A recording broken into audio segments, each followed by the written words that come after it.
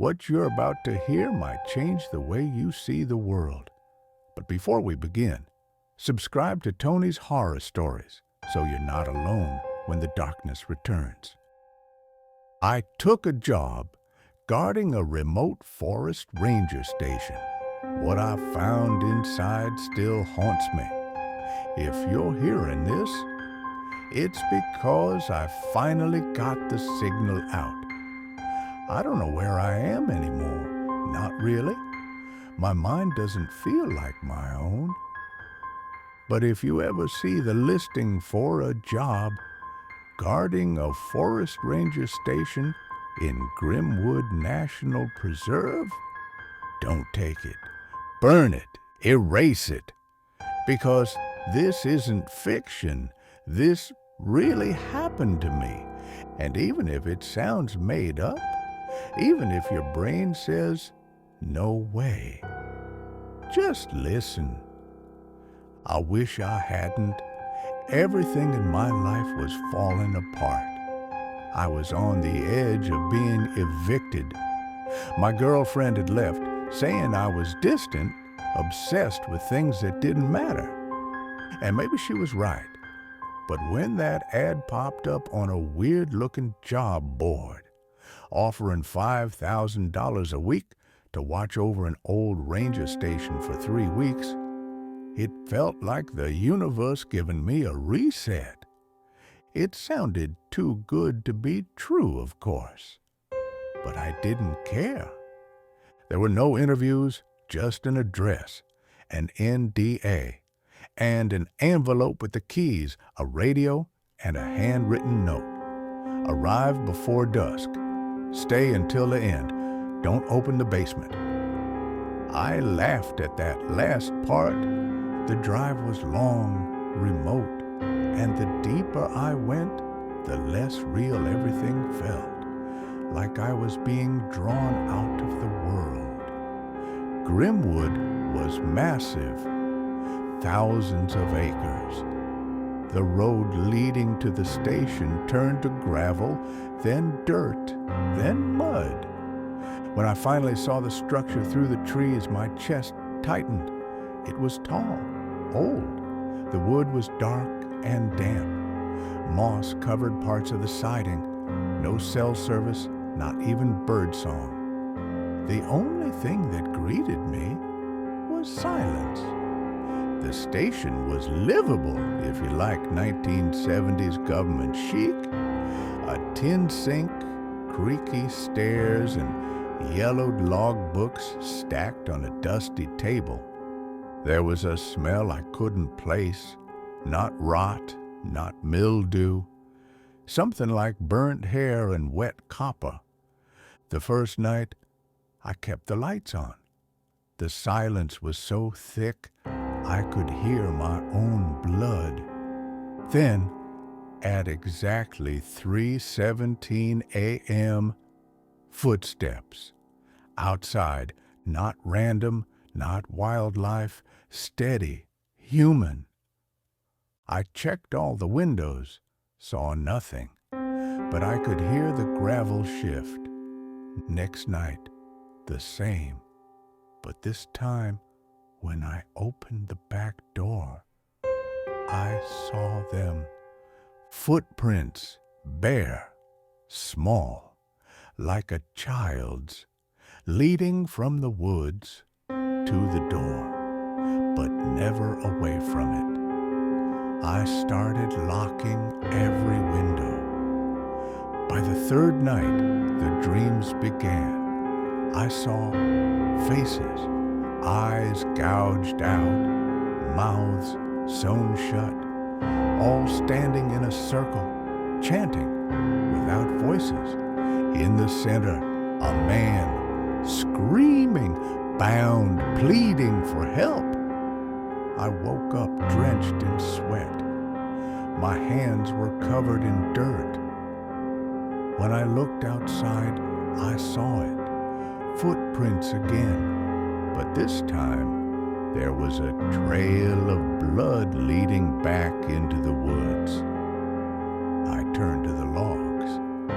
Most entries were uneventful. Weather, sightings, maintenance notes, until 1983. A ranger named Bill Halpern wrote obsessively every night. He described hearing whispers, seeing shadows that didn't belong to anything, waking up miles from the station with no memory, and then one chilling line. They said we were preserving nature, but this station was built as a seal, a lid, and something below it wants out. I swore I wouldn't open the basement, but curiosity is a powerful thing. On the 5th night, the padlock was broken. I hadn't touched it. The air inside was colder than the rest of the building. The stairs creaked under my feet. The smell, stronger. What I found down there should not have existed. Symbols drawn in blood, some still wet.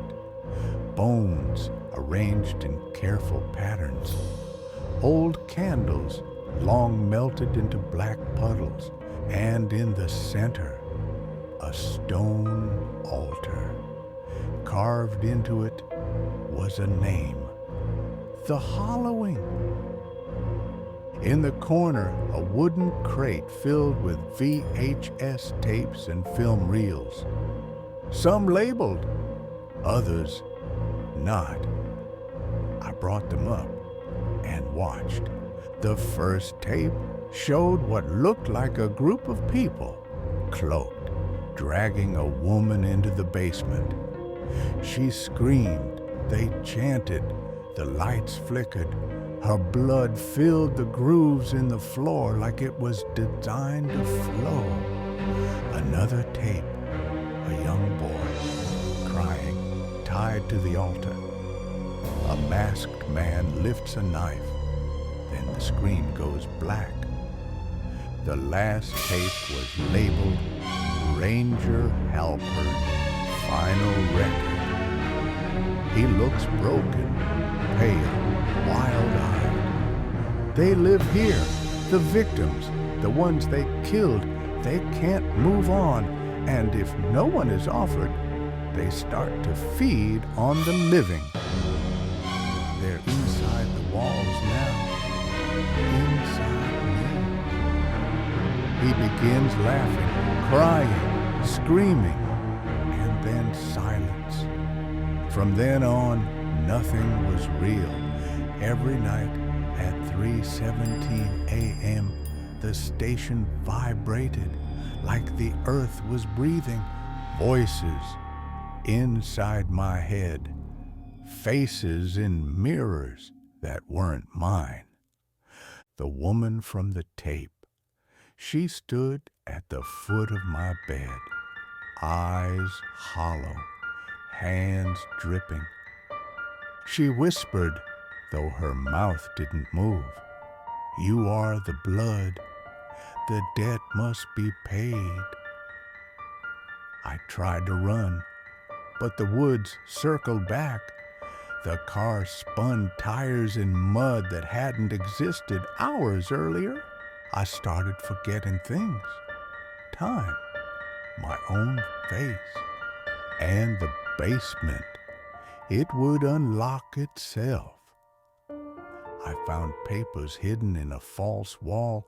A commune, the Ashen Circle, once lived here. Mid-60s. Disappeared in 1983. They believed this land was a gate to something they called the Hollowing, an entity between death and nothing. They offered sacrifices. To open that veil, they weren't stopped. They just finished. And now it needed more. I burned it, all of it. The tapes, the logs, the bones. As the flames rose, I heard the station groan like wood being ripped from reality. Screams, hundreds, layered over each other. Then silence. I walked for hours, found a ranger, told him everything.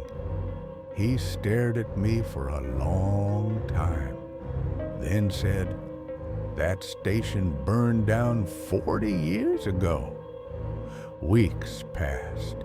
I moved far away, started over, but last night I got a package, no return address. Inside, a single tape. It was me, sitting in the station, calm, smiling. "The Halloween welcomes you. You are next." I don't remember filming it, and as I watched, my nose started to bleed. I looked in the mirror. My reflection didn't move. It just smiled. So, if you see the ad, don't answer it. Don't go looking, because the Halloween never lets go. Not ever. You made it to the end. That says something. If this story made you glance over your shoulder, leave a like, subscribe to Tony's Horror Stories, and keep a little light nearby while you still can.